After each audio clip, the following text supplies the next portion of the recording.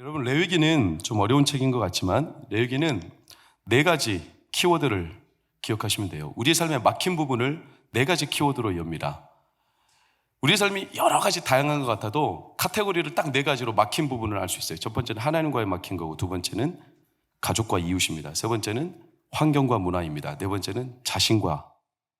이 네 가지 카테고리로 레위기는 우리의 삶에 막힌 부분을 진단하고 처방하고 우리 삶을 풀어가는 하나님의 소중한 책이에요. 문제는 3,500년 전에 쓰였던 책이라 살짝 어렵습니다. 단어도 어떤 내용도 생소하지만, 그러나 결국에는 우리의 삶의 근본적인 이유는 다 똑같아요. 왜? 사람이 똑같기 때문에. 시대가 바뀌어도 그 사람이 당하는 현실이 아무리 달라 보여도 막혀있는 근본적인 원인은 하나님, 그리고 이웃과 가족, 그리고 환경과 문화, 그리고 나 자신. 이 네 가지 영역 안에 있어요.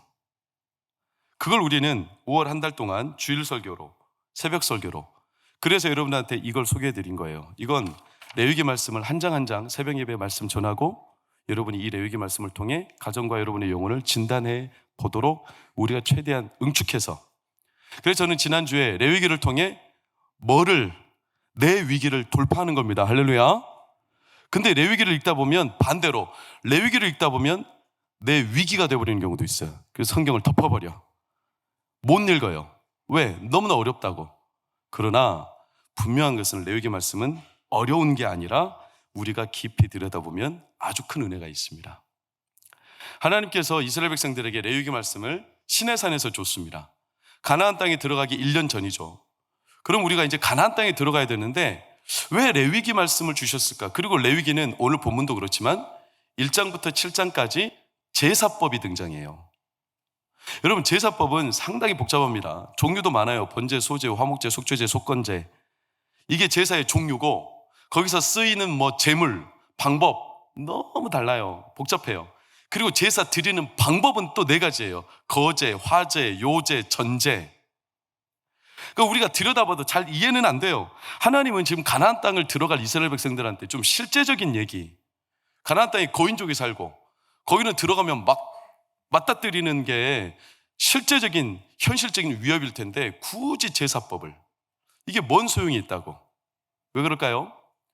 하나님은 이스라엘 백성들의 진짜 막혀있는 부분이 뭔지를 아세요. 이들이 출애굽하기 전에 애굽 생활 430년 노예로 살았던 근본적인 이유와 가나안 땅에 들어가서도 똑같이 노예가 될 이유, 막히는 게 뭔지 아세요? 애굽에든 가나안 땅이든 환경이 달라져서 사람이 풀리는 게 아니에요. 환경이 달라져도 막히는 이유가 여전히 해소가 안 되면 또 막히게 되어 있어요. 그게 뭐냐면 하나님과의 관계예요. 하나님과의 관계가 막히면 모든 게 막혀요. 그래서 하나님과의 관계를 가장 먼저 다루는, 막혀있는 하나님과의 관계를 푸는 제사. 이게 오늘날로 말하면 뭘까요? 예배죠, 예배. 예배를 이렇게 거론하는 거예요. 여러분, 하나님과의 관계가 우리 삶의 가장 첫 번째 하나님의 열쇠입니다. 그래서 저를 한번 때려보세요. 신통, 인통, 물통, 만사형통. 제가 신통, 여러분이 인통, 저는 물통, 만사형통. 자, 신통, 물통. 다시 한번 더 확실하게. 지금 막 헷갈리는 것 같아요. 신통, 물통 말고 인통. 하여튼 1부, 2부 다 똑같아. 답답해 죽겠어 아주. 그 간단한 걸, 그러니까 제사를 어떻게 가르쳐 주겠어요. 이 간단한. 다시 신통, 물통, 만사형통. 손을 안 들었으니까 다시 신통, 물통, 만사형통. 할렐루야. 목사님 꼭 그렇게 요란을 떨어야 돼. 이렇게 해야 여러분들이 각인이 될 거 아닙니까? 가장 먼저 풀려야 될 게 뭐라고요? 신통, 하나님과의 관계예요. 그래서 제사법을 주신 거예요. 근데 제사는 우리가 오해를 하게 되어 있어요. 왜? 제사가 너무나 복잡하거든요. 그래서 제사, 예배, 우리가 예배가 막히는 이유가 예배에 대한 오해 때문에 그래요. 우리가 갖고 있는 예배를 마주했을 때 자주 발생하는 문제가 뭐냐면 번거로움이에요. 번거로움. 오늘날로 좀 바꿔서 오늘날 표현으로 따지면 효율성이 없다 이렇게 말할 수 있어요. 예배가 효율성이 없어. 제사가 앞서 말씀드렸듯이 제사는 종류가 엄청 많아요. 번제, 소제, 화목제, 속죄제, 속건제, 거기마다 예물은 뭐 수송아지, 수염소, 수량, 그리고 때로는 비둘기, 보리 또는 밀, 그걸 뭐 태울지, 뭐 피를 제단에다 벽에다 바를지, 이걸 찍어가지고 뭐 귀에다 바른다든가 뭐 어디, 너무나 복잡해요. 그 번거로운 거예요. 게다가 가나안 집 지사는 왜 이렇게 제사가 빨리 돌아와? 제사를 엄청 많이 드립니다. 유대인들 입장에서는 이게 예를 들어서 제사가 절기 때만 드리는 것도 아니에요. 우리는 일주일에 한 번씩 모여서 예배 드리죠. 물론 열심히 있는 극성스러운 성도들은 매일마다 예배도 드립니다. 그거 좋은 거지만 요즘에는 그렇게 예배 안 드리죠. 근데 유대 사회는 예배를 뭐 절기뿐만 아니라 상번제라 해가지고 아침 저녁으로 소 한 마리씩 바치고, 그러면서 죄 지으면 죄 하나 건수마다 제사를 드리고, 죄가 속죄가 되면 그것 때문에 기쁘니까 또 기쁘다고 하나님 앞에 화목제를 드려서 옆 사람들하고 같이 잔치도 벌이고, 남한테 피해를 줬을 때는 속건제로 배상도 하고, 나 이렇게 용서받았으니까 내가 이제 하나님 앞에 서원해서 앞으로 서명 가지고 살겠다 해가지고 소제도 드리고, 엄청 많아요. 그러니까 이게 한마디로 제사를 보면 낭비다, 낭비, 번거롭다. 뭐하러 이렇게 하냐? 도대체 무슨 유익이 있느냐? 여러분 생각해 보세요. 매일마다 여러분들이, 우리는 지금 안 하니까 다행이지만 소 한 마리씩 계속 가져와서 그걸 대충 교회에다 드리는 줄 아세요? 멱을 따야 되고 가죽을 벗기고 피를 쫙 빼고 내장 다 걸러내고 뒷다리 앞다리 다 잘라내고 거기서 더러운 것들은 다 밖으로 가서 태우고 짐 밖에다가, 그리고 그 가죽을 번제단에 올려서 태우고, 이런 절차가 너무나 복잡하고 번거롭고 누가 봐도 낭비고 낭비. 여러분, 그래서 예배, 제사는요 항상 문제가 뭐냐면 번거롭다 느껴지는 거예요. 레위기가 27장까지 있는데 레위기가 다 법입니다. 예를 들어서 제사법, 정결법, 또 절기법, 또는 민법, 형법, 사법, 이런 법인데 유일하게 레위기 말씀에 이질적인 내용이 한 가지, 레위기 10장에 사건이 등장해요. 사건이. 그 사건이 뭐냐? 10장 1절 2절을 보면 이렇게 나와요. 나답, 아비후가 아론의 두 아들 제사장인데 이들이 어떤 불? 다른 불로. 그래서 어떻게 되냐? 마지막 빨간색 시작. 불이 요 앞에서 나와 그들을 삼켜요. 이들이 제사를 드리는데 다른 불, 대충. 왜? 번거롭게 느낀 거예요. 그들이 다른 불을, 그러니까 하나님 딱 지정한 불, 아니 굳이 이걸로 꼭 해야 돼? 아니, 딴 불로 하지 뭐. 그렇게 한 이유가 9절을 보면 유추할 수 있는데, 너희와 너희 아들들이 회막에 들어갈 때에는 포도주나 독주를 마시지 말라. 음주를 했다고 해서 하나님이 지금 문제 제기를 하는 것은 표면적인 거고, 진짜는 뭐냐면 이들이 함부로 여겼다는 거예요. 함부로. 번거롭다. 아, 꼭 이렇게까지 해야 돼? 꼭 그 불을 써야 돼? 야, 우리 그냥 피곤한데 대충 하자. 이렇게 한 거죠. 여러분, 이게 참 놀라운 사건이에요. 만약 이들이 지금 아론 아들 나답, 아비후가 제사를 지금까지 한 뭐 수만 번, 수백만 번 이렇게 드려서 지쳤다. 그럼 우리가 인간적으로 이해는 할 수 있죠. 아, 지칠만하다. 저렇게 계속 드리면 얼마나 피곤하겠냐. 좀 번거롭게 느끼겠다. 이렇게 할 만하지만 이들은 지금 제사가 첫 제사예요. 첫 제사. 초반이에요. 초반부터 이렇게 번거로움을 느꼈으니 우리의 본성 자체가, 예배가 번거롭고 귀찮고. 사실 이스라엘 백성들이 애굽에서 노예 생활하다가 밖으로 이제 가나안 땅으로 향할 때 이들이 처음부터 예배는 번거롭다라는 도발을 받았어요. 애굽의 노예였습니다. 그때 애굽 왕한테 모세가 가서 우리 나가겠습니다. 그랬더니 애굽 왕이 뜬금없이, 아니 너희들 왜 나가는 거예요 도대체? 그때 이들의 이유가 출애굽기 5장 3절을 보면 이렇게 나와요. 광야 사흘길로 가서, 가운데 빨간색 시작. 뭐를 드린다? 제사를 드린다. 말씀을 띄워놓으세요. 우리가 나가는 이유는 제사를 드리러, 하나님께 예배하러. 그러니까 대뜸 애굽왕 바로 입장에서 나오는 답이, 그 다음 빨간색 시작. 게으르다. 야, 이게 쉽게 말하면, 야, 너희가 지금 시간이 남아 도는구나. 정신 없구나. 지금 너희가 지금 이 애굽의 위대한 역사와 이 엄청난 너희들이 할 일이 이렇게 산더미같이 쌓였는데 지금 시간이 남아 도니까 게을러가지고 밖에 나가서 예배나 드리고 있겠다고? 아, 너희들 참 지금 잘 돌아간다. 게을러. 그래가지고 애굽왕 입장에서는 이게 너무 낭비인 거예요. 아니, 나가서 제사한다고 뭔 소용이야 그게? 아무 효율성도 없이. 너희들 참. 그래가지고 애굽왕이 너희들 진짜 시간이 없는 게 뭔지 본때를 보여줄게 해가지고 그들이 애굽에 건축을 하는 재료까지 싹 다 빼앗아 버리니까 이 백성들이 진짜 쪼들리고 화를 당했어요. 그러니까 이들이 그래도 우리는 괜찮아, 우리 나가서 하나님 앞에 효율성이 좀 떨어져도 제사 드리자, 이렇게 했으면 얼마나 하나님이 기뻐하셨겠어요. 근데 이스라엘 백성들이 덜컥 겁을 먹고, 야, 우리가 꼭 이렇게 나가서 예배를 해야 돼? 제사해야 돼? 이렇게까지 화를 당하며 우리가 곤란한 상황, 야, 제사를 드려가 우리가 제삿날 되겠는데 돌아가자. 그리고 이스라엘 백성들이 애굽 왕에 윽박지르는 것 때문에 돌아가 버려요. 여러분, 사람이 한번 꺾이면 그 뒤로는 같은 문제로 계속 꺾게 되어 있어요. 한번 딱 어떤 문제 앞에 내가 꺾이고 문제가 인간적인 방식으로 풀이가 되면 그 뒤부터도 계속 인간적인 방법으로 풀이가 되게 되어 있어요. 이게 평생 그들의 싸움이에요. 번거롭다.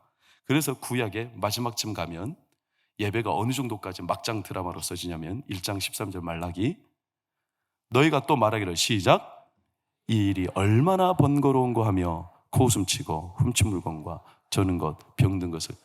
이제 이들이 대놓고 하나님 앞에, 번거롭다, 이렇게까지 해야 되냐, 훔친 거, 병든 거, 전 거. 그러니까 자기들이 대충 떼어야 되니까 예배를 안 할 수는 없고 빨리 떼어야 되겠고 빨리 맞춰버리고 싶고, 야, 우리가 이걸 지극정성으로 드린 다음에 무슨 효율성이 있냐, 남는 게 뭐가 있냐, 이러면서 서로 효율성 떨어진다고 번거롭고 귀찮다 하여 그렇게 예배를 때우는 식으로, 여러분, 그렇게 구약의 역사가 닫혀요. 그럼 오늘날 우리는 좀 다를까요? 여러분 어떻습니까? 이 예배의 번거로움과 귀찮음.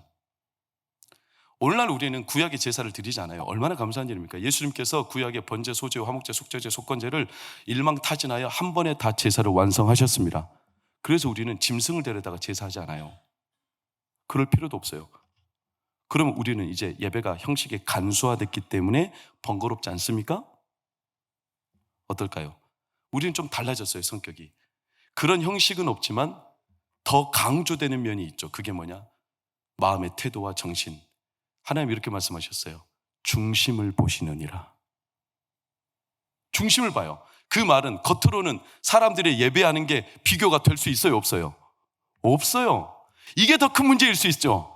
차라리 구약 시대라면 사람마다 다릅니다. 짐승을 데려오는 게 자기의 경제적인 수준에 따라 어떤 사람은 소를, 어떤 사람은 양을, 어떤 사람은 염소를, 그마저도 안 되면 비둘기를 가져오는 사람도 있고, 어떤 사람은 비둘기도 없으면 밀가루를 가져와서 보리를 태우는 경우도 있어요. 그건 보이기로 하죠. 태우는 형식이 있죠. 그리고 제물의 형식도 있죠. 피를 흘려서 뭔가 남는 게 있죠. 그러니까 구약의 제사는 그나마 보이는 거라도 있는데, 신약의 제사는, 우리가 드리는 예배는 티도 안 나. 아무리 아침부터 준비해도, 야, 이렇게까지 해야 돼? 뭐가 다른 거야? 효율성 떨어지게. 꼭 여기 와야 되는 거야? 아니, 온라인으로 드리면 되지. 시간도 아깝게. 바빠 죽겠는데, 할 일도 많은데. 어떻습니까? 그래서 예배가 갈수록 더 수동적으로 바뀌어가고 있어요. 아무것도 안 해도 돼. 아니, 엄밀히 말하면 이제 예배는 나에게 그냥 빨리, 더 이상 티도 안 나는 거 효율적으로 해야지. 시간도 딱 정해진 시간만. 그래서 손도 안 대고 까딱도 안 하고. 우리 교회가 그렇다는 말은 아니에요. 그러지 않기를 축복합니다. 근데 여러분 얼마나 좋아요. 이제 예배가 편해졌죠. 여러분들 앞에 다 띄워주잖아요. 찬송가 다 멀티실에서 또 넘겨줘. 우리가 넘길 필요도 없어. 말씀도 다 띄워줘. 여러분들 졸릴 것 같으면 사진도 가끔씩 띄워줘. 그래도 누군가 거기에 막 주무시고 계시면 손기도 목사는 재치가 좋아가지고 막 유머를 날려줘. 재롱도 막 피워줘. 얼마나 좋아요? 우리가 드리는 현재 예배는 갈수록 편해질 수밖에 없는 상황이 되어가고 있어요. 거꾸로 생각하면 갈수록 번거롭게 느껴지는 예배로, 어쩌면요, 우리 교회가 아니지만 제 같은 목사가 성도들을 배리고 있는지도 몰라요. 그래도 목사들의 마음은 똑같아요. 성도님들이 지난 한 주 동안 너무 고생을 많이 하고 세상 일에 시달리다가 예배 왔는데, 그래도 마음 편하게 예배 드리고 가야지, 이런 마음 때문에 최선을 다해서 성도님들을 극진히 예배를 인도해가고, 그리고 예배 가운데 은혜 바르기를 바라지만, 가끔은요 갈등이 있어요. 그게 뭐냐? 예배가 번거로워지나? 여러분 어떻습니까? 예나 지금이나 예배의 번거로움은 똑같습니다. 오늘날에도 바로왕이 있어요. 바로왕이 뭐라고 옆에서 윽박지르냐면, 효율성이 있어? 그거 한다고 뭐가 달라? 남는 게 뭐야? 티도 안 나는데.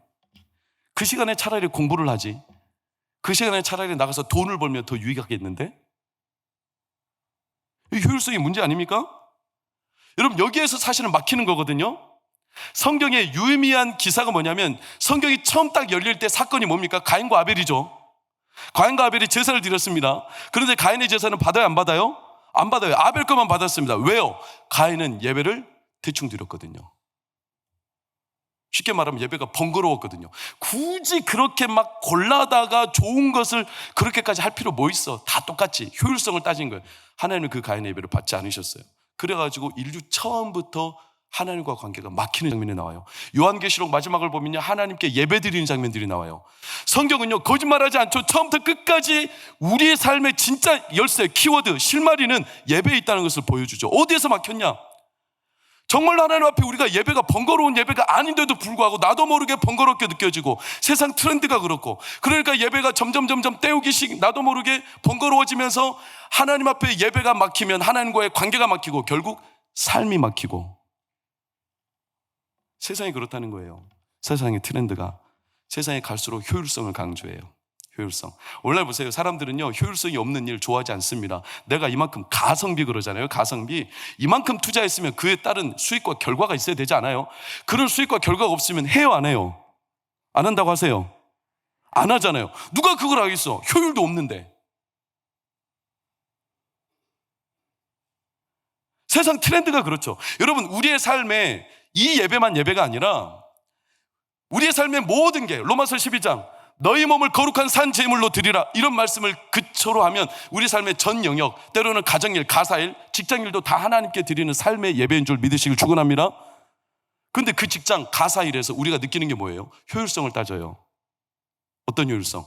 아, 이거 한다고 뭐가 티가 나지? 뭐가 달라? 나한테 유익이 뭐야?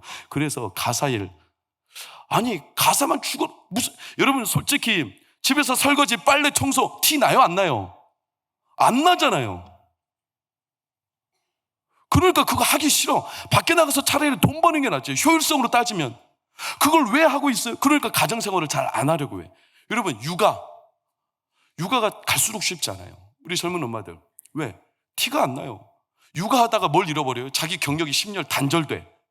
자기 친구들은 사회에서 이미 직장이 수위도 올라가고 있고 연봉도 올라가고 있는데, 자기는 그동안 아기 보느라고 모든 걸 다 포기하고 육아에 쏟았는데 남는 게 하나도 없어. 도대체 나 뭐 한 거야? 이렇게 자기 인생이 덩그러니 도태당하고 버려진 것처럼, 하나도 효율적이지 않은 것처럼 세상 트렌드가 그래요.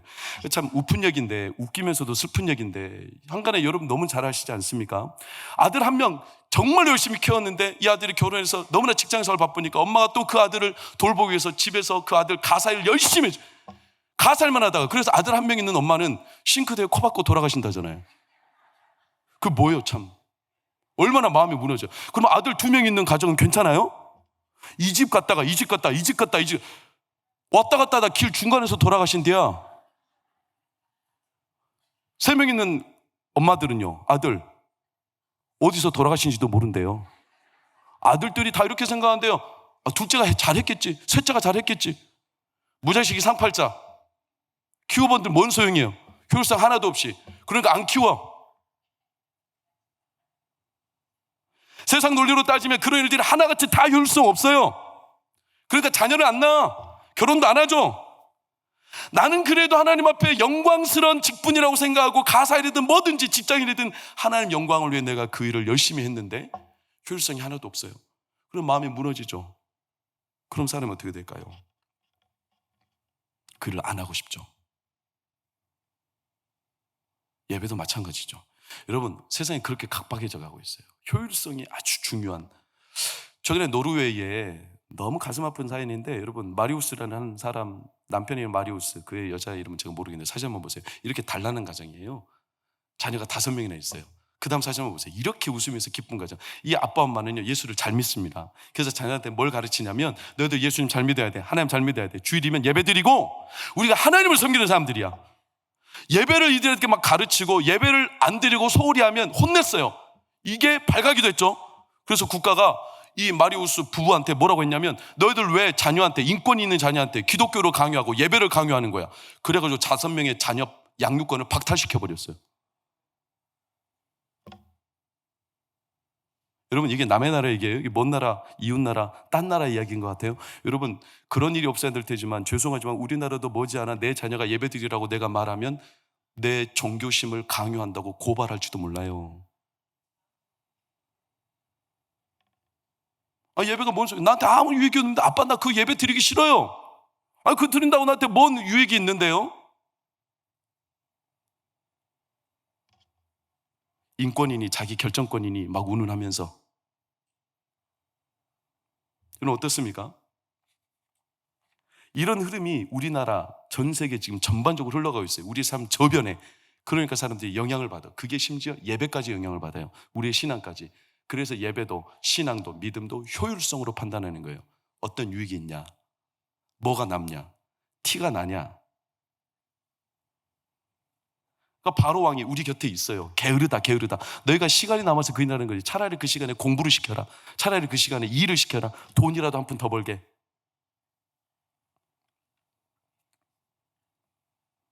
여러분, 그래서 마지막이 될수록 히브리서 10장 25절을 보세요. 놀라운 습관이 우리 가운데 일어나요. 빨간색 시작. 예고했어요. 그래서 사람들이 모이기를 패하는데 습관이 되어 간다는 거예요. 습관이라는 것은 한 번, 두 번 하는 걸 습관이라고 안 해요. 뭘 습관이라고 하냐면 점점 길들여 간다는 거예요. 그렇게 익숙해져 간다는 거예요. 예배도 신앙도 효율성을 따라 판단하게 되는 대로 길들여져 간다. 그래서 패하는데 사람들이 습관이 점점.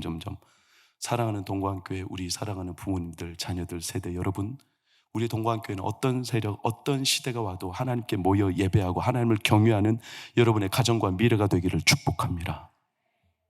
얼마나 이게 하나님의 소중한 소원인지 몰라요. 여러분, 예배와 중요한 일, 주일 예배와 주일날 중요한 일이 동시에 터졌다. 여러분 마음속에 뭐가 더 효율적이고 뭐가 더 우선시 될 것 같습니까?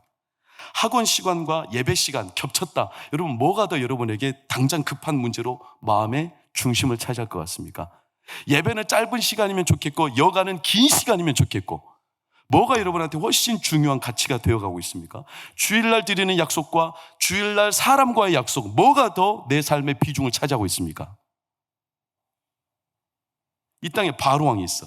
우리 곁에서 효율성이라는 이름으로, 야 게으르다 야 너희가 시간이 남아 도는구나, 그러니까 너희가 거기에 가서 예배를 드린다고 이렇게 말하고 효율성 운운하며 으르렁대고 윽박지르는 바로왕. 너희가 지금 해야 될 애굽의 위대한 문명이 창창한데 이렇게 바쁜 시간에 거기 가서 예배나 드리고 있다. 이런 마음을 세상이 우리에게 막 도발하는 거예요. 제가 직간접적으로 사실은 저도 이런 일을 경험했기 때문에 지금은, 물론 저는 이제 우리 장인어른이 지금은 저의 지지자예요. 지금 이 예배를 보고 계실 텐데 장인어른께 제가 1부 때도 2부 때도 다 양해를 구해서, 장인어른 양해해 주십시오. 장인어른이 예수를 안 믿었을 때는, 그러니까 장인어른이 저의 지지자라는 사실 증거가, 제가 한 서달 전에 유튜브에서 매일 기도, 극동방송 매일 기도를 했죠. 그럼 장인어른이 제일 먼저 댓글을 달았어. 막 좋아요, 구독. 그런데 지지자라는 진짜 증거가 뭔지 아세요? 찐팬이라는 게, 제가 극동방송 매일 기도가 끝나자 그 뒤로 매일 극동방송 기도 안 들어 이제.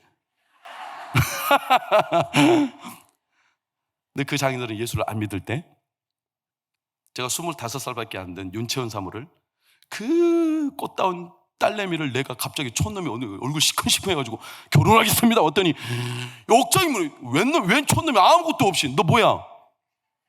저 신학생인데요. 뭐가 있어? 아무것도 없어요. 결혼하겠다니까. 만난 지 3개월 만에 옥장이 무너지죠. 여러분들 지금 혀를 끌끌 차지 않습니까? 그래가지고 아버지 장인어른이 갑자기 야 식당으로 나와. 식당으로 화가 너무 나요. 식당에 나갔습니다. 그 주님을 옆에 모셔놓고, 그 주님이 아니에요. 소주님을 모셔놓고 장인어른이 나한테 한마디도 안 하시, 딱 한마디, 안 돼 이 새끼야 하고 딱 끝나버렸어요. 저 같아도 그러죠. 아니 나중에 예를 들어서 제 딸 예원이 아무것도 없는 갑자기 와가지고 결혼하겠다고 그러면 제가 그 새끼를 가만히 놔두겠어요?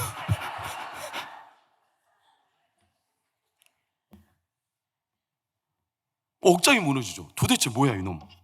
근데 제가 그때 웬 용기가 생겼는지, 장인어른 제가 다른 건 다 양보하고 장인어른 다 제가 섬겨도 결혼은 2016년 3월 4일 날 하겠습니다. 딱 못 박아버렸어. 그 뒤로부터 3개월 뒤거든요. 그래서 만난 지 6개월 만에 결혼했거든요. 하겠습니다. 그러니까 장인어른이 양반이시라 겉으로 말도 못하고 속으로 부글부글, 나는 이제 됐어, 나는 통보했어, 나는 끝. 아버지 목 이제 본인만 판단하시면 돼. 여러분, 제가 그 용기, 그래서 제가 그때 막 읽었던 그 글 아시잖아요. 어떤 신학생이 가난한데 여자를 만나가지고 이 여자 장인어른 가가지고 내가 결혼하겠다. 너 뭐야? 가진 거 뭐야? 아무것도 없는데요. 돈은 있어? 없어요. 저 근데 나중에 유학 가고 목사 되고 그래가지고 하나님 사역할 겁니다. 너 뭔데? 너 가진 돈이 뭐야? 유산은 있어? 통장은 있어? 없어요. 하나님 다 해주실 겁니다. 하나님이. 그래? 야, 너 생활은 어떻게? 하나님 다 해주실 거예요. 야, 뭔 소리야 하면서 화 바락 내고 돌아와 버렸죠. 아내가 너무 도대체 누구야? 몰라. 시골 촌놈이 가지고 또 아무것도 없어. 우격다짐이야. 아무것도 없는 놈이 다 하나님이 해주시겠대. 근데 한 가지 분명한 것은 그놈이 나를 하나님으로 생각하고 있는 거야. 그때부터 아버지 목사, 아버지 목. 아버지가 이제 고민하는 거예요. 지가 해줘야 되는 그런 마음의 긴장감이 생긴 거죠. 여러분, 제가 그때 왜 그런 용기가 생겼는지 모르지만 저는 이 시간 제 사사로운 이 사건을 가지고 여러분을 도전하고 싶지 않아요. 그러나 여러분, 하나님 앞에 나아갈 때, 하나님 앞에 우리의 중심이 나아갈 때는요, 담대하시기를 축원합니다. 어차피 이건 아버지 몫이에요. 내가 할 수 있는 일이 아니에요. 아버지 몫이에요. 어차피 내가 해결 못해요. 그때 제가 용기 냈던 것도 제 본성에서 용기가 난 게 아니에요. 저는요, 너무 우유부단하고 용기가 없는 사람입니다. 그런데도 그 순간에 제가 어떤 마음이 들었는지 나중에 제가 말씀 묵상하다 보니까 참 놀라운, 히브리서 4장 16절을 보면 하나님께 나아가는 자들은 우리는 은혜의 보좌 앞에 어떻게? 담대히. 담대히가 뭔 줄 아세요? 남들은 효율성 따진다는 거예요. 그거 유익이 있어? 잘 되겠어? 풀리겠어? 그거 뭐가 남아? 효율성 따지지만 효율성 계산하지 말고 담대하게, 효율성 따지지 말고 그것 때문에 포기하지 말고 담대하게 나아갈지니라. 이게 예배예요. 예배. 게으르다 말하죠. 세상은. 왜? 시간이 남아 돈다는 거예요. 그러나 예배 때는, 하나님 앞에 나아갈 때는 그런 효율성 문제 따지지 말고 담대하게, 여러분, 제사할 때는 짐승을 데려옵니다. 이 짐승이요, 그냥 길가에 돌아다니는 들짐승이 아닙니다. 자기가 평생 집에서 키웠던 짐승이에요. 오늘날 따지면 반려견입니다. 반려견. 반려견을 데려와서요, 어떻게 하는 줄 아세요? 목을 따요. 줄에 매달아서요, 피를 끝까지 쫙 빼요. 피가 남아있지 않도록. 그리고 그때부터 가죽을 벗겨요. 그리고 내장을 다 긁어내요. 기름과 내장을 다 뜯어내고 기름과 피는 하나님께, 그리고 가죽은 밖에, 진영 밖에서 태우고요. 그리고 이 좋은 부위들은요, 번제단에 올려서 태웁니다. 하나님 앞에. 이걸 누가 하는 줄 아세요? 제사장이 안 하고요, 여러분이 하는 겁니다. 제사를 요청하러 온 사람, 자기 가족과 같은 반려짐승을 당사자가 목을 따고 가죽을 벗기고 기름을 벗겨내고 피를 빼고 내장을 다 벗겨내고 그 일을 그 사람이 하는 겁니다. 얼마나 고통스러운지 몰라요. 어떻겠어요, 여러분, 마음이? 반려견을 데려와서 그런 단독 생각해 보세요. 여러분, 이게 대충 쉬운 간단한 문제가 아니에요. 최근에 개는 훌륭하다라는 프로그램 종종 보시죠. 거기에 한 여성이 자기 개를 이제 의뢰하러 나왔어요. 근데 그 개가 어릴 때 하얀 개인데, 종은 제가 잘 모릅니다. 제가 개를 잘 몰라요. 근데 그 어린 개를 데려왔는데 이게 점점 크더니 개 안에 공격성이 있죠. 공격성이 드러나기 시작해요. 그래서 공격을 하는데 너무 심각해요. 여주인의 얼굴을 물어버려. 막 얼굴이 막 팅팅 부었어요. 화면을 보니까 끔찍하더라고요. 막 몇 주씩 병원에, 그것뿐만 아니라 막 손 물어버리고 흉터 자국 남고. 그래서 이 개가 치유될 수 있을까? 회복될 수 있을까? 변화될 수 있을까? 강영국 씨한테 개는 훌륭하다 프로그램 의뢰를 했어요. 그래서 인간적인 방법으로 효율성을 따지며 이 개가 잘 되겠지, 이런 희망을 안고 들어왔어요. 자기 반려견이니까 얼마나 소중합니까? 근데 강영국 씨가 그래도 참 정직하고 좋은 사람인 게 제가 거기서 알아봤어요. 이 사람이요, 딱 보더니요, 인간적으로 희망 줄 수 있죠. 훈련하면 잘 될 수 있어요. 이렇게 할 수 있잖아요. 인간적으로 마음을 편하게 하기 위해서. 강영욱 씨가 딱 한마디 하더라고요. 눈물 흘리면서 안락사 시켜야 합니다. 안 된다는 거야, 이 개는. 저는 강영욱 씨가 그런 말 하는 것은 거의 처음 봤어요. 근데 그 개 전문가도 안 된다는 거예요. 이거를 인간적인 방법으로 편하게 해줄 수 있어요. 마음을 편하게. 그러나 안 된다는 거예요. 아무리 인간적으로 효율성을 따지면 인간적인 방법으로 해도 이 개는 변화 안 될 거라는 거예요. 그러니까 개를 위해서도 주인을 위해서도 안 되는 거다. 안 되는 거다. 안락사 시켜야 한다. 그러니까 여자가 막 울더라고요. 여러분, 반려견을 지금 안락사 시키지도 않는데 그 상황에도 지금 울 수밖에 없는 이 아픔, 안 되기 때문에 그래. 안 되기 때문에. 제사를 왜 드리러 오는 겁니까? 자기 반려짐승과 같은 짐승을 데리고 안 된다는 걸 인정하는 겁니다. 30년 동안, 20년 동안, 10년 동안 막혔던 문제, 풀리지 않았던 문제, 내가 인간적인 방법으로, 세상적인 방법으로 효율성을 따지며 예배? 내 효율적이지 않아요. 그 시간에 차라리 세상적인 방법 가지고 찾아보면 더 나을지도 모르죠. 그러나 해보세요. 안 된다니까요. 근본적인 게 막혀 있으면. 그래서 자기 짐승을 데려와요. 직접 목을 따고 가죽을 벗겨낼 때 얼마나 가슴이 무너집니까? 그러나 그 마음에서 우러나오는 건 뭡니까? 하나님 앞에 인정하는 거죠. 내 방법으로 안 돼요, 하나님. 안 되네요. 안 됩니다. 그래서 짐승한테 번제, 소제, 속죄제, 속건제, 속건제 다 똑같아요. 짐승한테 뭐를 하죠? 안수를 해요. 안수를. 짐승의 머리에 안수를 해요. 이게 뭐냐면 내가 못하는 내 모든 문제들을 이 짐승한테 다 넘겨서 하나님께 올려드려 하나님이 해 주십시오. 의뢰하는 겁니다. 안 되는 걸 알기 때문에. 이걸 사람들이 잘 몰라요. 예배는요, 남들이 볼 때는 효율적이지 않지만 예배는 하나님이 우리를 살게 하시는 하나님의 은혜입니다. 은혜. 안 되던 문제, 막혔던 문제, 안수하며 정가하며 거기서부터 실마리가 풀리는 거예요.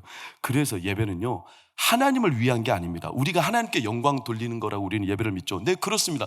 그러나 진짜 예배는 목적이 뭔지 아십니까? 나를 위함입니다. 나를 살림이죠. 여러분, 레위기 1장 3절 4절 번제에 대한 규례만 딱 한 번 단적으로 보세요. 거기서 반복되는 게 레위기 1장 3절 4절 그 번제물의 머리에 안수, 정가, 너가 못하니까 이걸 다 정가할지니 누구를 위하여? 그가 누굴까요?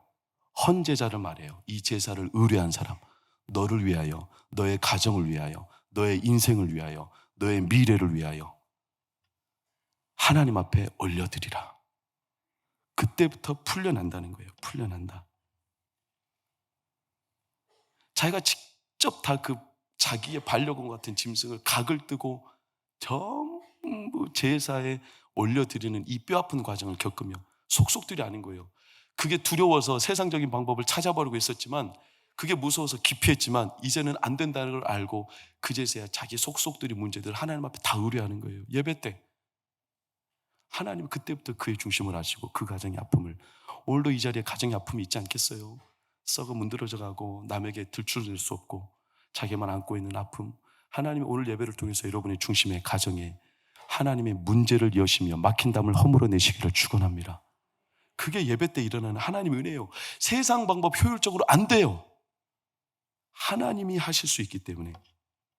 여러분, 예수님이 그랬거든요. 예수님이 자기 몸을 다 각을 뜨고 번제물로 드렸잖아요. 속죄제물로. 뼈마디 뼈마디 하나 다 남김없이 피가 완전히 몸에서 빠져나갔죠. 십자가 위에서. 그 창을 찔렀을 때 물이 나왔을 정도지 않습니까? 자신이 번제물이 됐어요. 그 예수님이 잘 알죠. 속속들이 뭐가 막혀 있는지. 여러분, 사람이 평상시에 건강할 때는 잘 모릅니다. 그런데 아프면 알아요. 뭐가? 아프면 간이 있구나. 아프면 위장이 있구나. 아프면 내가 어디가 있구나. 이걸 아파야 알아요. 아파보면 그 아픈 부위가 뭐가 아픈지 뭐가 막혀있는지 그제서야 아는 거예요. 예수님요, 고난의 시가 시편 22편인데 거기에 유명한 구절이 내 뼈를 셀 수 있습니다 이렇게 나와요. 예수님이 얼마나 아팠고 그의 몸이 각이 떠졌냐면 뼈마디가 다 고통이 느껴질 정도로 구석구석 그가 고통을 당했어요. 자기의 몸을 각을 떠서 하나님 앞에 드렸어요. 모르는 곳이 없죠. 우리의 문제가 어디가 막혀있는지 알아요. 여러분의 아픔, 여러분의 막힌 곳, 여러분의 가정의 상처, 쓰라린 곳, 막혀있는 수십 년 동안의 그 산더미와 같은 과제 하나님이 아세요. 모르실 리가 없어요. 그리고 그분은 자기의 몸을 번제물로 산제물로 드렸기 때문에 오늘도 우리를 도우실 수 있고 살게 해 주십니다. 그래서 히브리서 10장 20절 우리에게 뭐라고 합니까? 여러분, 새로운 살 길이요, 우리를 위해서 열어주신 새로운 살길. 그 제삿날은, 저를 따라하세요. 제삿날은 제 산날입니다. 제가 사는 날이에요. 할렐루야. 제사를 드리는 날은, 예배를 드리는 날은 내가, 내 가정이 살아나는 날이에요. 왜? 오늘 레위기 본문 9장 4절을 보세요. 하나님이 나타나시기 때문에 그래요. 불로. 그래서 제사는, 예배는 사람들은 효율성을 따지면 낭비다, 게으르다 말하지만 아니요, 절대로. 예수님 때도요, 얼마나 예수님의 이 헌신을 낭비라고, 한 여인이 예수님 발 앞에 향유컵을 깨뜨렸습니다. 300데나리온이었습니다. 오늘날로 환산하면 2천만 원 정도 됩니다. 그 여인은 그 돈을 만질 수도 없는 수준이지만 갑오로 내려왔을 겁니다. 이 향유컵을 중요한 날에만 한두 번씩 썼을 겁니다. 평생 써야 되는 이 어마어마한 자기의 갑오를 예수님 발 앞에 싹 다 깨버렸습니다. 다 드렸죠. 그랬더니 박수치며 야 잘했다 이렇게 말한 게 아니라 옆에 있는 사람들이, 그것도 세상 사람, 불신자도 아니고 교회 안에 있는 직분자들이, 교회 안에 있는 성도들이, 그날로 따지면 사도들이, 제자들이 여인한테 미련하다, 이렇게 사치스럽냐, 낭비하냐, 차라리 그걸 딴 데다 썼으면 훨씬 유용했을 뻔했다. 예수님은 그들에게 입을 딱 막아버렸어요. 아니다, 낭비 아니다, 내가 그녀를 평생 기억하리라. 하나님이 그 효율성 떨어지는 예배를 하나님 너무나 기뻐 받으셨어요. 사랑하는 여러분, 특별히 우리 어버이날 내일인데 우리 부모님들 자녀들을 위해, 가정을 일구기 위해 참 낭비 많이 했죠. 시간적으로 예배드리고 기도하고. 부모님들이 그렇게 살아오는 게 자녀들 입장에서는, 아니 용돈 드리면 그냥 헌금하지 말고 엄마 먹어, 엄마 쓰고, 왜 교회에다 갖다 바치는 거예요? 소목사 배만 따뜻하게. 저 먹지도 않는데 나만 욕 잔뜩 먹고.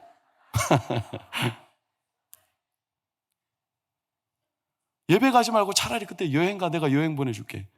근데 엄마는, 아빠는 그러지 못해. 이 자리에 너무 미련하게 나와요.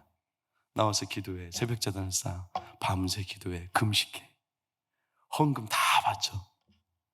부모, 자녀가 볼 때는 너무 낭비해요. 큰 낭비예요. 왜 저렇게 하실까? 왜 저렇게 하실까?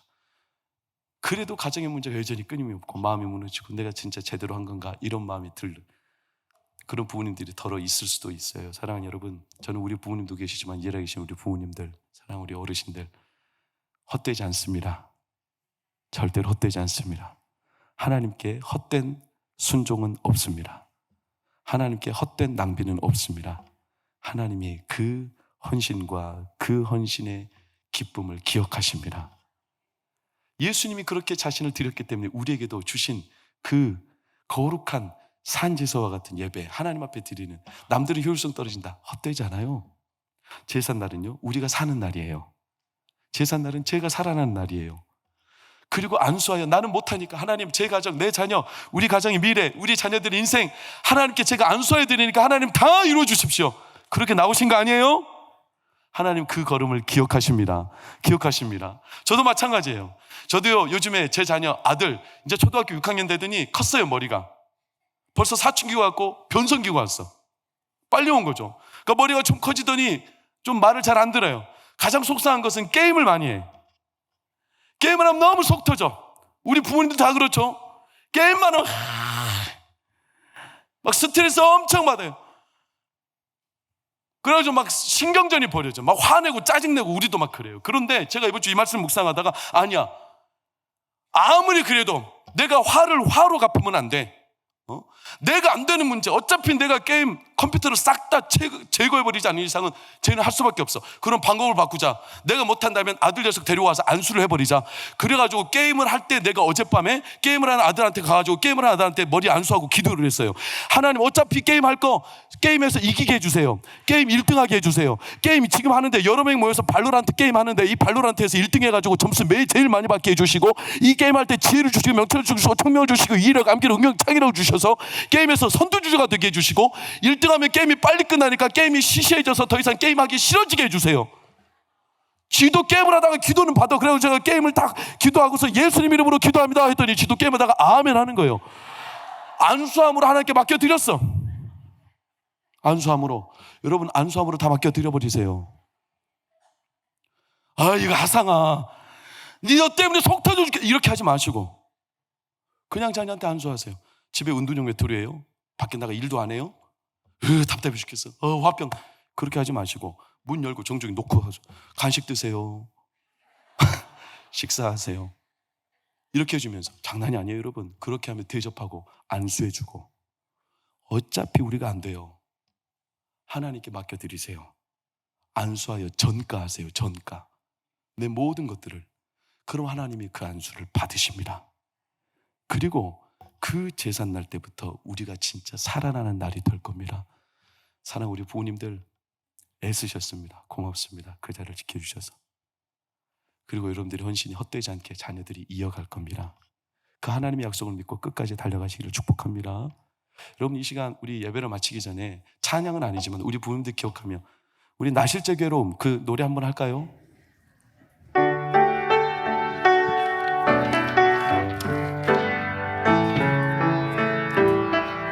나실제 괴로움 나실제 괴로움 다 잊으시고 기르실